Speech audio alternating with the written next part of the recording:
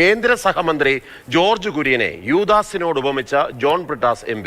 യൂദാസിനെ പോലെ 30 വെള്ളിക്കാശിന് ക്രൈസ്തവ സമൂഹത്തെ ഒറ്റിക്കൊടുത്ത വിദ്വാനാണ് ജോർജ് കുര്യൻ എന്ന് ബ്രിട്ടാസ് പരിഹസിച്ചു. ഇദ്ദേഹമാണിപ്പോൾ വഖഫ് ബില്ലിൽ ക്രൈസ്തവർക്ക് വേണ്ടി മുതലക്കണ്ണീർ ഒഴുക്കുന്നത് എന്നും ബ്രിട്ടാസ് മാതൃഭൂമി ന്യൂസിനോട് പറഞ്ഞു.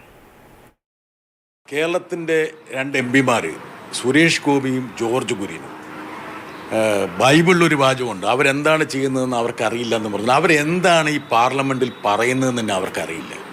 യഥാർത്ഥത്തിൽ ഒരു നിയമസഭ പാസാക്കിയ പ്രമേയത്തെ അറബിക്കടലിൽ എറിയുമെന്ന് ഒരു മന്ത്രി പറയുകയാണ്.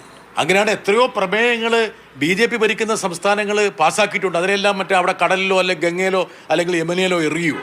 അതാണോ ഒരു മന്ത്രിയുടെ ഭാഷ?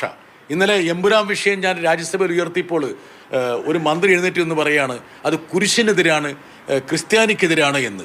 അതായത് ജൂദാസിനെ പോലെ 30 വെള്ളിക്കാശിന് ക്രൈസ്തവ സമൂഹത്തെ ഒറ്റുകൊടുത്തിട്ട് BJPയോടെ നിൽക്കുന്ന ഒരു വിദ്വാനാണ് ഏത് ക്രൈസ്തവർക്ക് വേണ്ടിയിട്ട് മുതലക്കണ്ണീർ ഒഴുക്കുന്നത്. ഈ കാപട്യമൊക്കെ കേരളത്തിലെ ജനങ്ങൾക്ക് തിരിച്ചറിയാൻ കഴിയും.